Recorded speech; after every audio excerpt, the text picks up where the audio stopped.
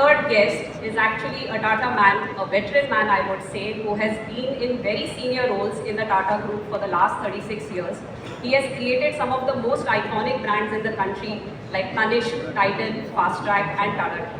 Please welcome on stage Suhail, Seth, Piyush Pandey and Harish.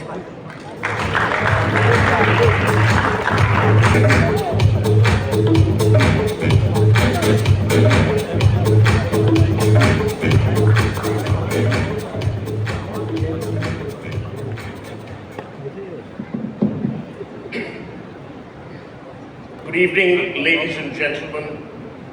Thank you for being here. We are the fillers, as you can see, between Benedict Evans and Martin Sorrell. So we try and keep you entertained, enlightened, and stimulated for as long as we can. But after that, Martin will illuminate you further.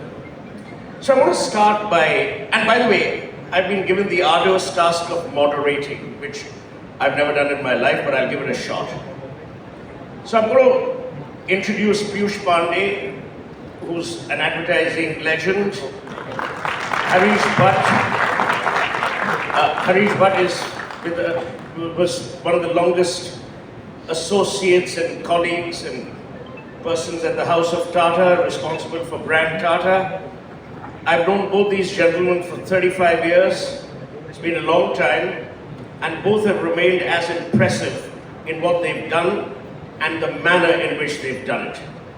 We are here for an Amazon event. It's only appropriate to therefore begin by asking both Piyush and Harish, in your lifespan, you've seen many cycles of consumer evolution. You've seen the print age, you've seen the television age dominating, you've seen the digital age. What do you think is going to be the future of brands qua consumers and brands in relation to media developments?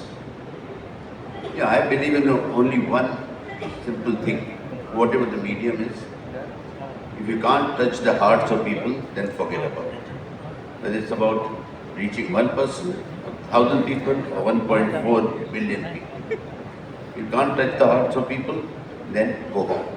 As simple as that. Harish? So Suhail, I'd like to endorse what Piyush said. Just two things. I think whichever era, whether it's the era of print or television or digital or AI, I think brands need to win their customers' trust and they need to win their customers' hearts. And this requires very trustworthy products, and it also requires beautiful storytelling which can find its way into your hearts. This is never going to change.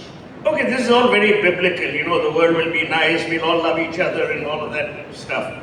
But what we are seeing is a very high level of attention deficit. We are seeing consumers move from brand to brand. Brands are worried about loyalty, they're worried about trust, they're worried about the surge in media options, the way people garner information. Today there are more websites on telling you how to look after your health than there are doctors who work in the industry. So in that environment, how do you see things changing? Yeah, so we just talked about loyalty. I have believed that products are made in factories, brands are made in hearts.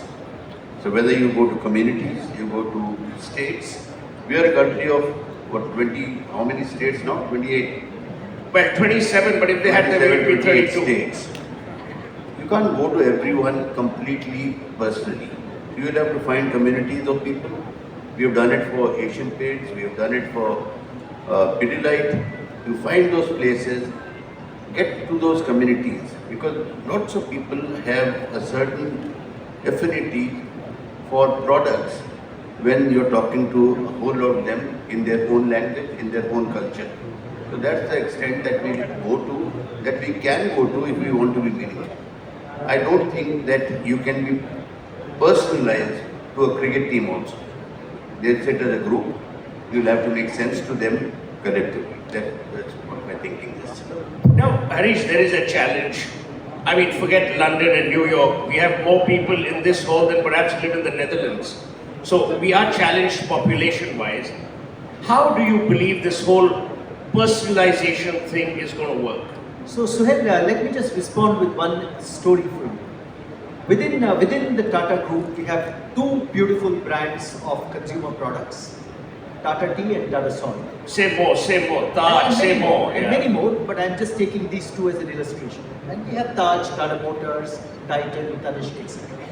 Now, Tata Tea has personalized Suhail by looking at every state and looking at the blend of tea that every state requires, looking at the advertising that every state requires, and looking at the packaging that every state requires. So you have, for instance, UP ki Dabdar chai, but the moment you come to Odisha or you come to Bombay, it will be Bombay ki cutting chai, and the blend will also be different. So you say Desh ki chai, but apne apne pradesh ka swad or apne apne pradesh ki shaan. That's Okay, how for those Tata of Tea you who does it. don't understand Hindi, nation's tea, but state's choice. So that's how Tata Tea has done the personalization game, and very, very successful. They have hyper-personalized in every cluster in every state, like Piyush said. But take Tata Salt. Tata Salt has taken a different view to personalization. Tata Salt, as you know, 40 years back brought iodized salt to India and was able to address an important social issue, health issue of goiter and iodine malnutrition. But what Tata Salt have now done is they have identified a segment which is also anemic, which suffers from iron deficiency, and they have